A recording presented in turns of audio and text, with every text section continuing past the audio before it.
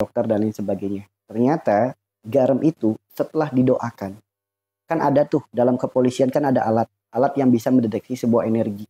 Ya itu kan ada. Nah kebetulan ada juga tuh alatnya. Nah garam yang asli dari laut, asli dari alam, setelah didoakan itu membentuk energi yang sangat luar biasa. Sedangkan garam bikinan manusia, disebutnya garam yodium ini itu dan lain sebagainya, didoakan bahasanya sampai mulut berbusa, nggak ada reaksi apa-apa.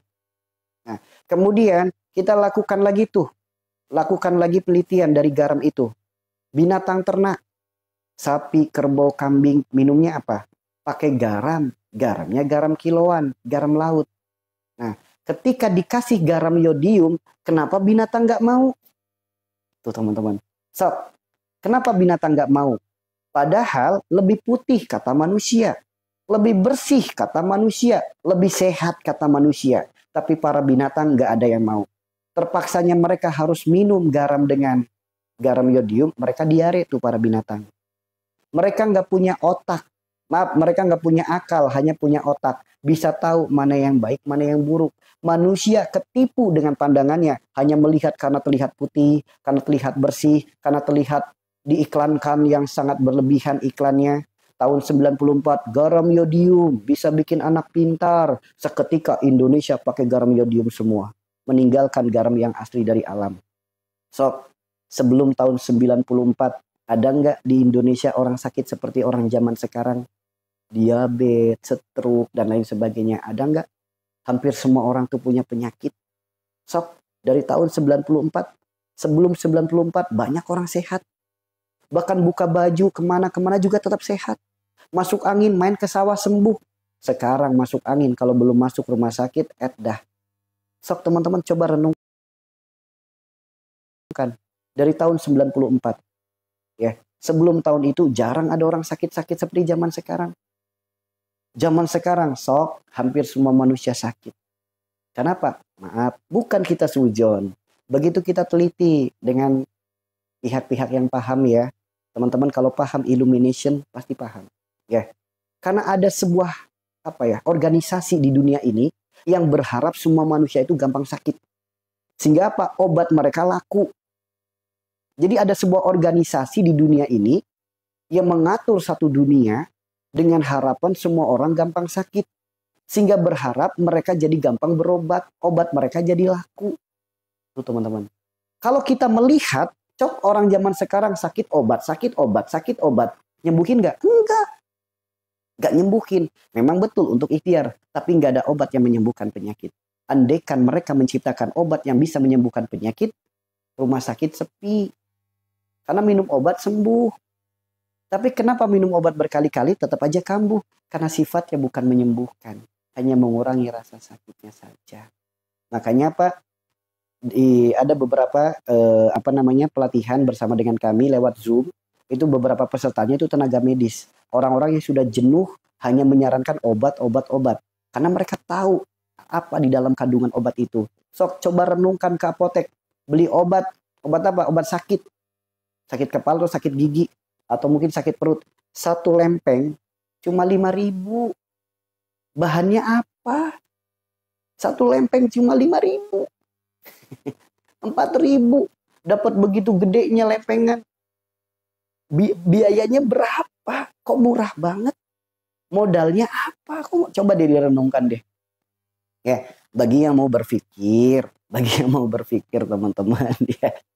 Bagi yang mau berpikir, ya mau hanya sebatas pasrah tapi nggak punya arah ya silahkan. Bagi yang mau berpikir teman-teman, ya. Bagi yang mau berpikir, sok udah dikasih tahu sama pedagang obat. Teman-teman pernah ke apotek? Pernah kan pastinya. Sok di apotek selalu ada tulisan besar. Obat terbaik adalah kebahagiaan hati. Sok hampir semua apotek ada tulisan itu. Ya. Obat terbaik adalah kebahagiaan hati. Pedagang obat aja ngasih tahu obat terbaik bukan yang di etalase. Obat terbaik itu adalah kebahagiaan hati. Kenapa masih tetap membeli produknya? Tapi kebahagiaan hati tidak dicari, tidak diusahakan, tidak diupayakan. Malah sibuk beli obat. Padahal sama pedagang obat, masternya obat ngasih tahu. Obat terbaik itu bukan obat-obat yang di etalase itu, bukan. Obat terbaik itu adalah kebahagiaan hati. Kenapa kita tidak mencari kebahagiaan hati? Malah sibuk nyarinya obat. Tuh teman-teman. Ya. Jadi mungkin bagi teman-teman yang paham tentang illumination, mungkin dijelaskan seperti ini, paham ya? Teman-teman paham nggak illumination? Paham? Kalau yang belum paham mungkin apa sih maksudnya? Apa sih maksudnya? Ya. Namun sangat disayangkan ya, membahas tentang ini di sosial media sangat berbahaya teman-teman. Kenapa? Bahayanya akun kita bisa langsung diblok seketika, tidak bisa tampil lagi, tidak bisa menyampaikan lagi. Bahkan akun sebesar Deddy Corbuzier. Deddy Corbuzier kan akunnya besar tuh. Sekalinya ngundang dokter yang sudah hijrah, menyampaikan kebenaran tentang kesehatan, sok videonya langsung apa? Dihilangkan oleh YouTube. Ya, karena mereka takut. Banyak manusia cerdas, banyak manusia yang paham rahasia di balik mereka, sehingga bisnis mereka terancam. Ya, tapi bagi orang-orang yang nggak mau belajar, oh ya udah saya mau ikut aja, udah suruh disuntik, saya mau suntik, suruh vaksin, saya mau vaksin, suruh tuh bagi yang nggak mau berpikir jangka panjang, ya paham ya? Ya cuma sayang ya, yang memahami ilmu ini cuma sedikit. Sekalinya ada, pada nggak berani. Nggak beraninya apa? Karena risiko teman-teman. Bahkan saya punya sahabat teman-teman. Saya punya sahabat, beliau sudah almarhum, ya. Beliau sudah almarhum. Sekarang dilanjutkan oleh anaknya. Saya punya sahabat. Beliau itu belajar setelah 15 tahun. Belajarnya di Kalimantan, teman-teman. Kemudian belajar lagi di Papua. Beliau mempelajari apa? Rempah-rempah khas Indonesia. Tumbuhan-tumbuhan khas Indonesia. Nah, beliau mempelajari itu. Sampai beliau ketemu seorang guru yang sangat luar biasa. Sampai akhirnya beliau menemukan sebuah metode kesehatan dari herbal yang sangat luar biasa. Bahkan herbal yang beliau beliau pelajari ini bahkan sampai diteliti sampai ke California, teman-teman. Ya, sampai ke California. Nah, di sana orang-orang di sana itu hanya menyampaikan ini berbahaya kalau disampaikan ke publik. Kenapa? Nyawa Anda terancam. Ya, ini sangat berbahaya kalau sampai publik itu tahu, karena nyawa Anda terancam. Silakan dirahasiakan ini. Itu waktu di California. Bahkan banyak tuh dari kalangan pejabat, kalangan artis yang sudah mengikuti metode herbal yang diajarkan beliau. Namun tetap ya, herbal itu sifatnya hanya membantu mengurangi rasa sakit, bukan untuk menyembuhkan. Kemudian beliau pulanglah ke Indonesia. Nah, singkat cerita, setelah sekian tahun beliau dakwah lewat jalan pengobatan gratis, ya. Kemudian ketemulah dengan saya karena punya visi misi yang sama. Bagaimana caranya kita menjadi perantara kebaikan, jalan sembuh untuk umat dengan cara gratis, tidak ada biaya apapun, tidak ada mahar apapun, semuanya gratiskan. Nah, singkat cerita karena punya visi misi yang sama, akhirnya kami dekat tuh, kenal. Kemudian beliau mengenalkan herbal yang beliau ajarkan ini. Jadi perpaduan antara makan ini dan makan itu, herbal ini dan herbal itu luar biasa sekali. Dan ternyata dari apa yang saya pelajari dalam kitab-kitab pengobatan, itu semuanya merujuk kepada kitab itu, teman-teman. Salah satunya Tibun Nabawi, salah satunya Tibul Qulub, salah satunya Asyifa, Toriku Syifa, dan lain sebagainya. Nah, singkat cerita teman-teman, beliau itu hanya menyampaikan begini, ya, nanti akan ada zaman di mana orang sudah tidak percaya lagi dengan pola hidup Islami. Apalagi sekarang udah terbukti nih, generasi Z, kaum Z, mereka dikasih ilmu tentang agama, menolak. Apalagi nanti setelah kaum Z nih, kaum Alpha. Sekarang udah keluar nih kaum Alpha. Di mana anak kecil belum bisa baca, belum bisa nulis, tapi sudah bisa bermain teknologi. Anak-anak ibu usia 2 tahun, usia 3 tahun, udah bisa main handphone belum? Udah bisa main handphone belum? Udah zamannya kan sekarang, itu namanya generasi Alpha. Gak bisa baca, belum bisa tulis. Tapi udah tahu cara bermain teknologi. Nah, ini Udah terbukti teman-teman. Nah, ini generasi ini nanti semakin jauh lagi dengan Al-Quran dan Sunnah. Semakin jauh lagi teman-teman.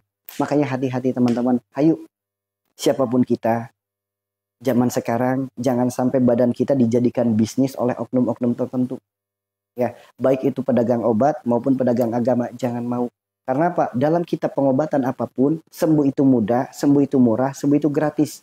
Maka ayo, jemputlah sembuh yang mudah, sembuh yang murah, sembuh yang gratis. Caranya bagaimana? Berpegang teguhlah dengan Al-Quran dan Sunnah. Sebagaimana wasiat daripada Rasulullah. Detik-detik sekaratul mautnya. Dengan suara yang lirih. Apa yang beliau ingat, apa yang beliau tangisi. Bukan karena rasa sakitnya sekaratul maut. Bukan karena rasa sedihnya meninggalkan orang-orang tercinta. Orang-orang terdekat. Tapi karena rasa sayangnya kepada kita, kepada umatnya. Maka beliau pun sambil menangis yang lirih.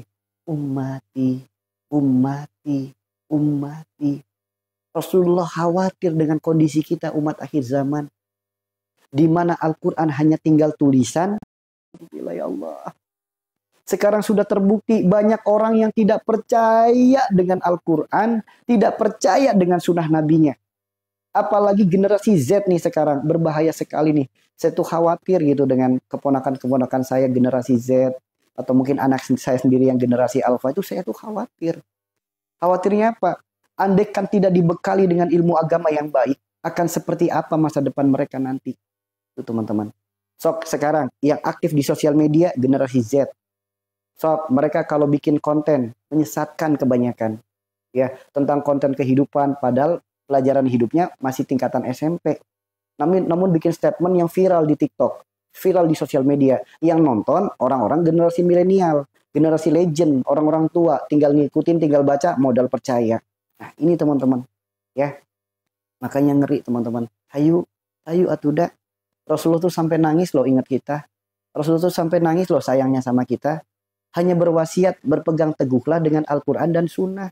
Ayo. Lihat sekarang sosial media menyeramkan teman-teman. Banyak seakan-akan nasihat kehidupan. Padahal bukan nasihat namun menyesatkan. Apalagi tentang bab rumah tangga tuh. Ya, bahkan saya sampai pernah diperlihatkan oleh istri. Nih, bahayanya orang ketika bersosial media tanpa ilmu. Sampai seperti ini. Saya cerai dengan suami saya gara-gara habis melahirkan tidak mendapatkan hadiah. Saya sudah berjuang dengan nyawa untuk melahirkan anaknya. Setelah saya melahirkan, bukannya saya dapat hadiah, justru saya hanya mendapatkan rasa sakit.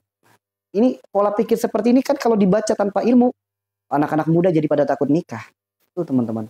Ngeri pokoknya teman-teman. Ngeri. Bahkan banyak tuh statement-statement kehidupan yang jauh dari syariat agama. Banyak sekali. Karena yang aktif di sosial media, yang rajin bikin konten, generasi Z. Ya.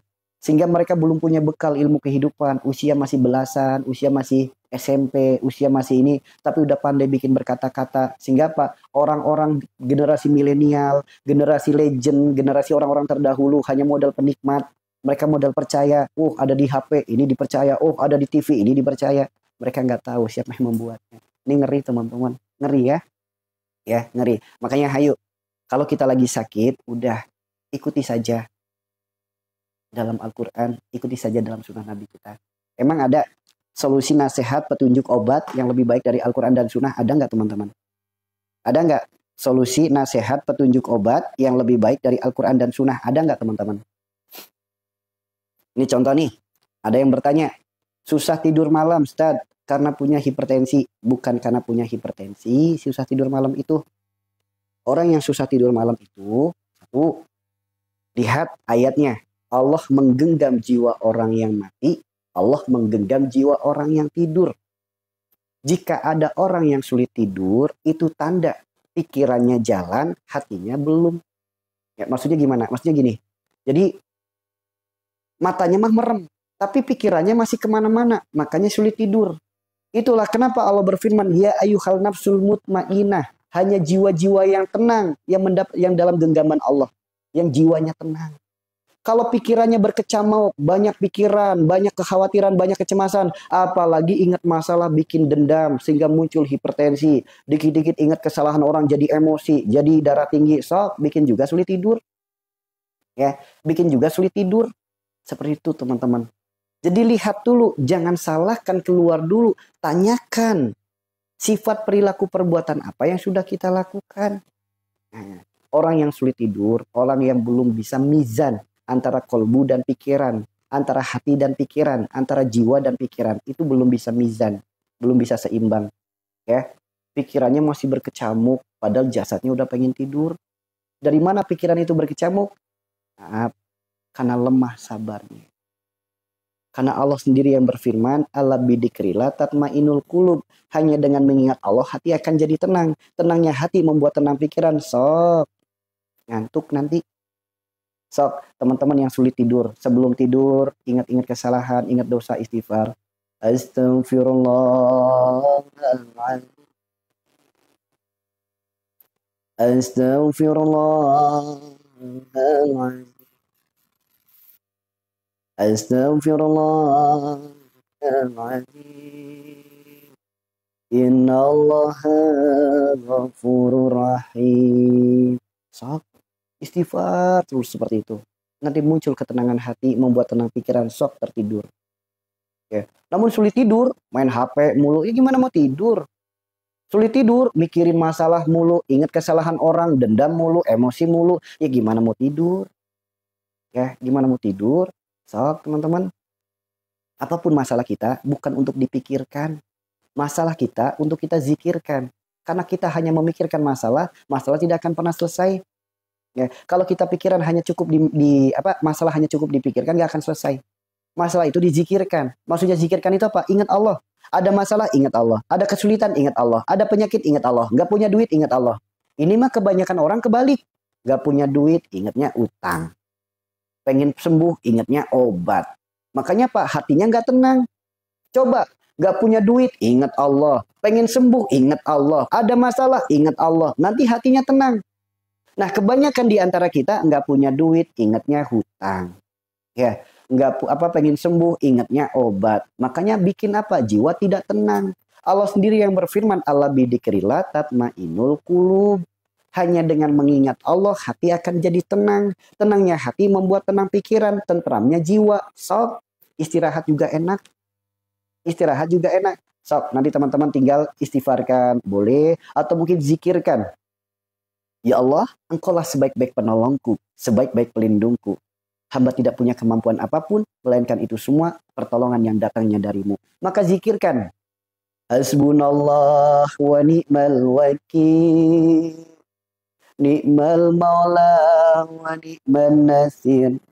Wa la hawla wa la quwata illa billahil aliyyil azim. Hasbunallah wa ni'mal wakil. Ni'mal maula wa ni'man nasir. Wa la hawla wa la quwata illa billahil aliyyil azim. Sok, teman-teman dengar kayak gini aja tenang kan? Sok, nanti dari hati yang tenang akan membuat pikiran tenang. Jiwa pun ikut tenang. Allah berfirman, "Ya ayyuhal nafsul mutmainnah." Yang tenang itulah yang akan mendapatkan kebahagiaan, ketenangan, ketentraman. Ayo tenangkan hati. Ya, seperti itu ya. Ingat pesan saya, kalau nggak punya duit, jangan ingat hutang. Kalau nggak punya duit, ingatnya Allah. Kalau lagi ada masalah, jangan ingat orang lain. Kalau punya masalah, ingatnya Allah. Kalau lagi sakit, jangan ingat obat. Kalau lagi sakit, ingatnya Allah. Sok apapun itu, ingat Allah. Pasti datang pertolongan. Pasti teman-teman. Ya, coba dilatih seperti itu. Ya, dilatih seperti itu. Nanti tenang hati kita, tenang pikiran kita. Ya, waalaikumsalam semuanya. Paham di sini teman-teman? Nah, sok teman-teman yang sulit tidur, klik profil saya atau buka di YouTube, tulis aja Ibnu Sina Channel, ya. Tulis aja Ibnu Sina Channel. Nah, nanti di situ cari terapi zikir nafas. Terapi zikir nafas. Teman-teman dengarkan sebelum tidur, khususnya bagi yang punya. Ini untuk semua penyakit sih, untuk semua penyakit. Apalagi yang punya penyakit insomnia, sulit tidur, ya. Cari di YouTube, tulis Ibnu Sina Channel, ya. Nanti cari di situ ada zikir nafas semua penyakit. Dengarkan pakai headset. Dengarkan malam-malam sebelum tidur. Sok teman-teman. Lihat efek atau reaksi setelahnya atau pagi-paginya. Ya. Mulai mandi itu kanan dulu baru kiri.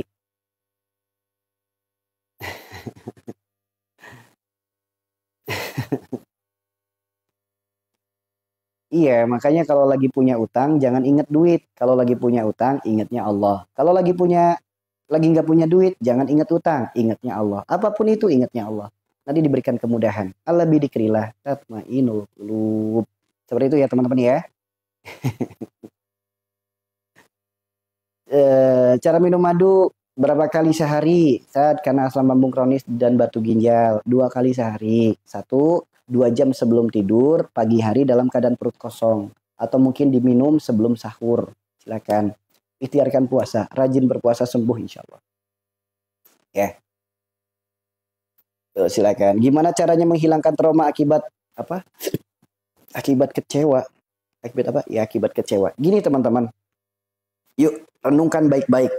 Bagi teman-teman yang punya masalah trauma, efek kecewa, atau mungkin karena belum bisa memaafkan kesalahan orang lain, belum bisa memaafkan kesalahan diri sendiri, ingat teman-teman.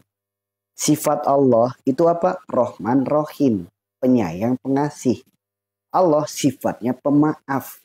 Bahkan ampunannya lebih besar daripada murkanya. Jika Allah saja pemaaf, kenapa kita nggak bisa memaafkan? Ingat, yang dendam itu bukan sifat Allah. Yang dendam itu sifat setan dan iblis.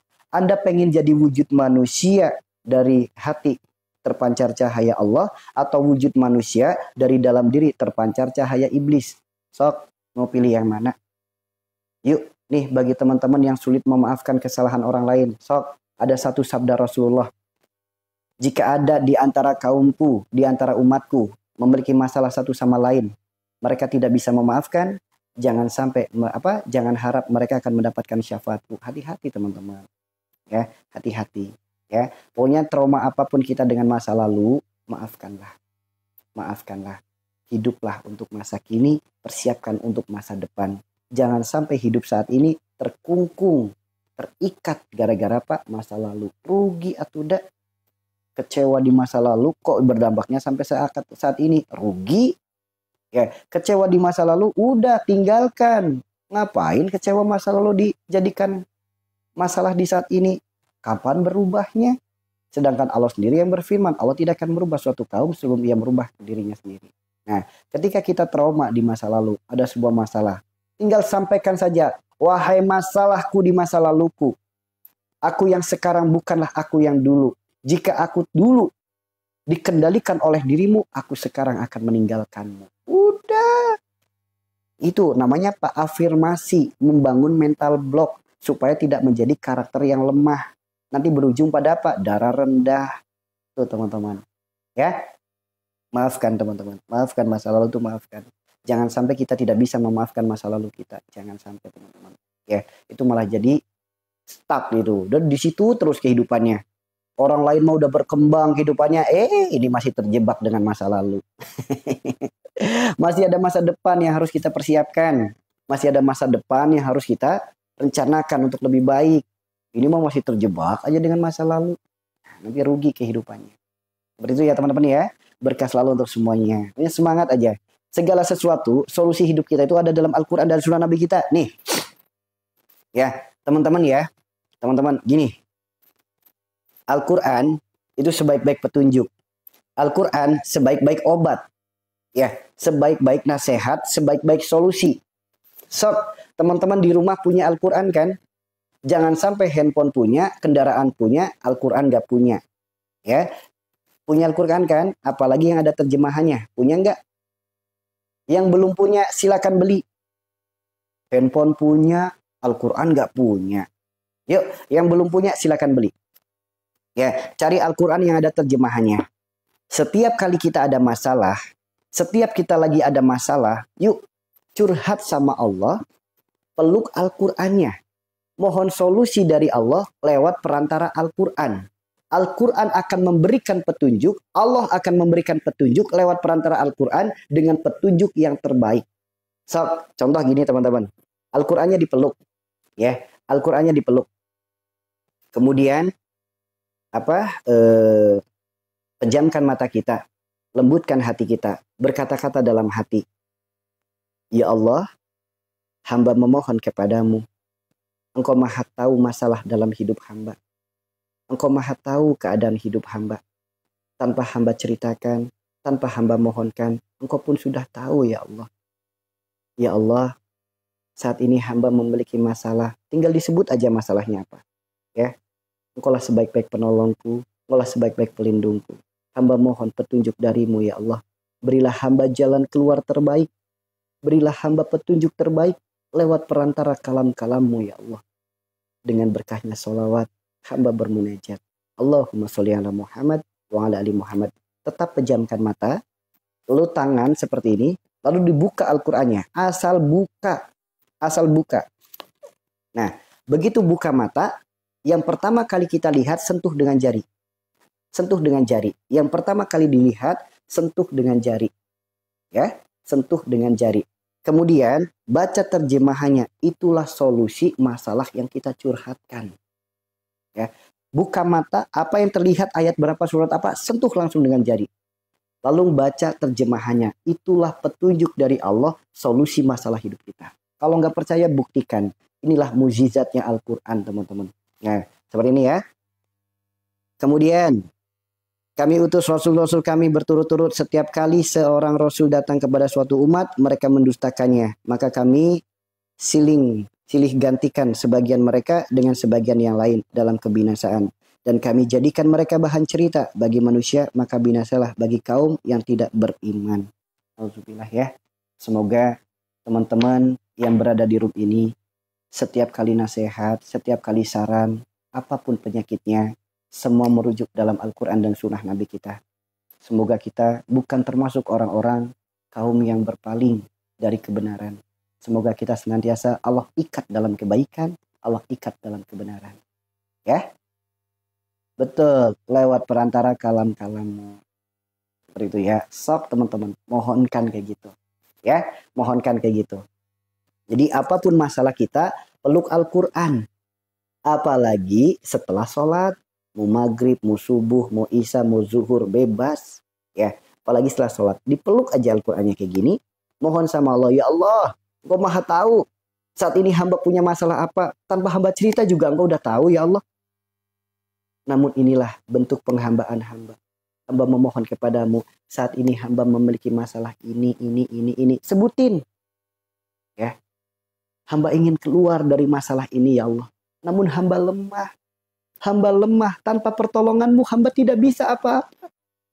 Maka hamba mohon kepadamu ya Allah, berilah hamba petunjukmu, jalan keluar terbaik dari masalah ini ya Allah.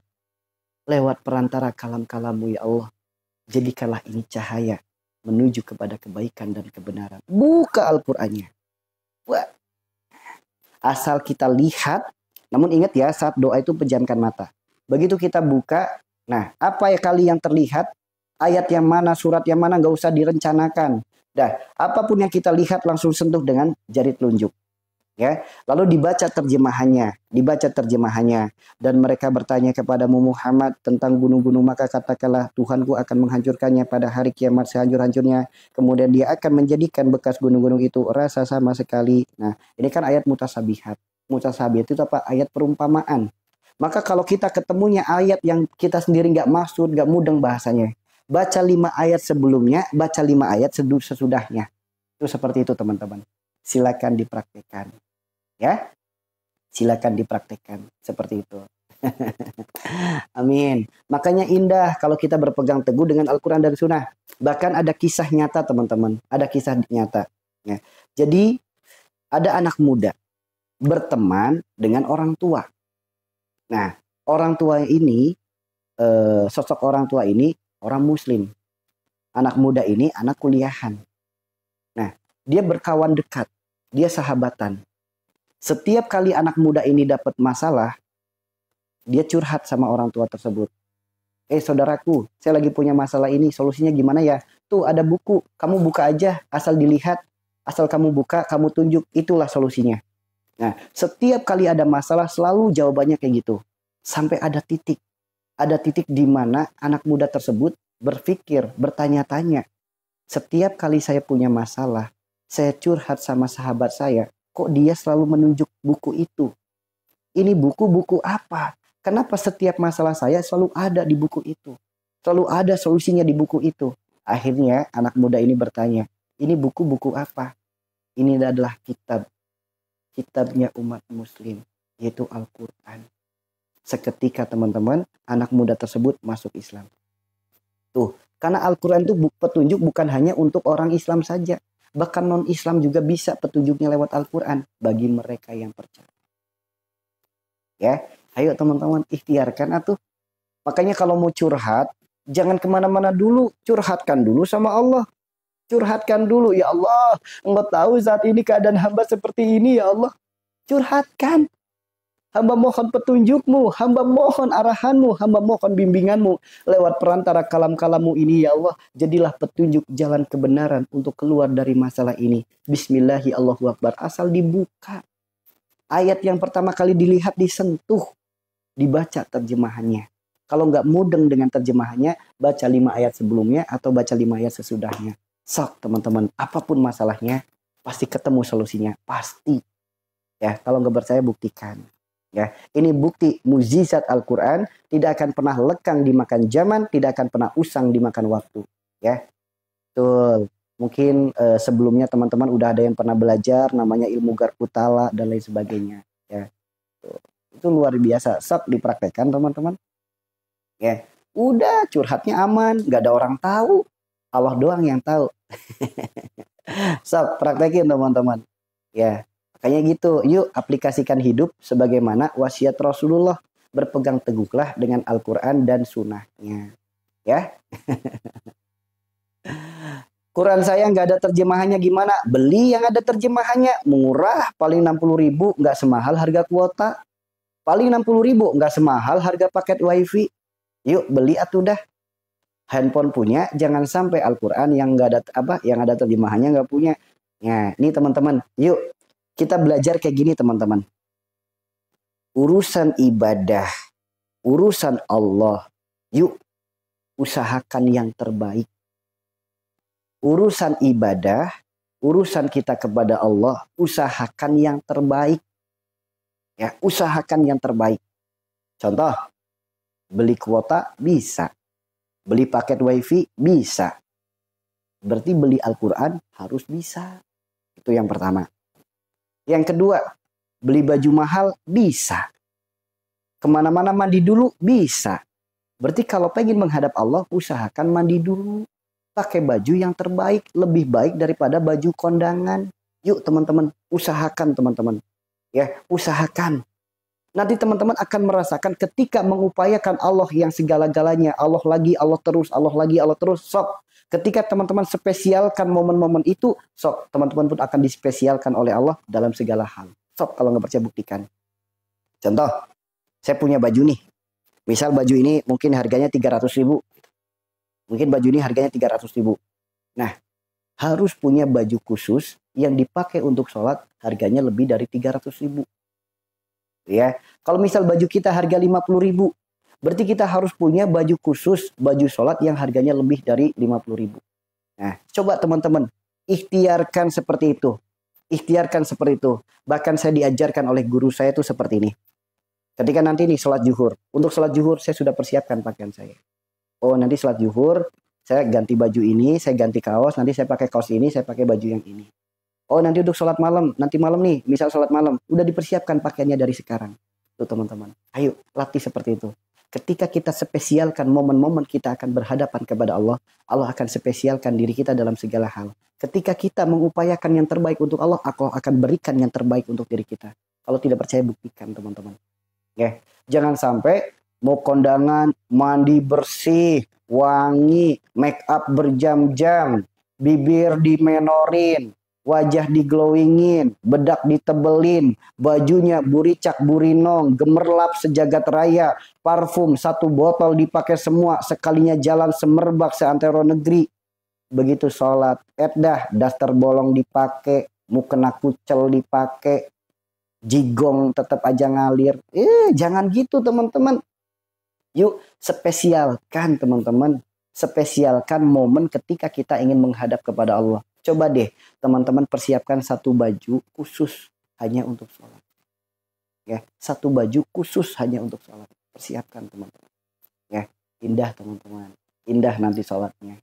Apalagi begitu mau sholat, munajat dulu, doa dulu. Alhamdulillah ya Allah. Terima kasih ya Allah. Engkau pertemukan hamba dengan waktu zuhur ini ya Allah. Hamba mohon kepadamu ya Allah. Hamba penuh dengan kesalahan, penuh dengan dosa. Namun hamba ingin mempersembahkan yang terbaik untukmu ya Allah. Inilah salat hamba. Inilah persembahan hamba. Hamba mohon ya Allah. Terimalah persembahan ini. Sholli fardoduhur. Oh. Indah banget itu salatnya. Ya, indah banget itu salatnya. Apalagi badannya nggak berkeringat. Badannya bersih. Pakaiannya bersih, tambah indah. Ditambah lagi badannya wangi, tambah indah. Itu kalau saya, ya itu kalau saya. Mungkin teman-teman kategorinya udah menjadi orang soleh, udah menjadi orang alim, tingkatannya sudah wali, asal ingat Allah udah langsung khusyuk. Ya, asal ingat Allah udah langsung khusyuk. Kalau saya belum, saya mah kadang pengennya mandi dulu. Pengennya bersih dulu, pengennya pakai baju yang bersih, pengennya yang wangi-wangi. Karena tidak dipungkiri, hal seperti itu membantu kekhusyuan saya. Ya, hal seperti itu membantu untuk kekhusyuan saya. Kecuali orang-orang yang sudah soleh, orang-orang yang sudah alim, ilmunya sudah tinggi, kemudian tingkatannya sudah wali. Ya, tingkatannya sudah wali. Mungkin takbir doang langsung khusyuk. Saya mah belum bisa. Saya mah terkadang masih butuh baju yang bersih. Masih butuh tempat yang rapi, masih butuh yang wangi. Itu kalau saya. Ya. Tuh teman-teman.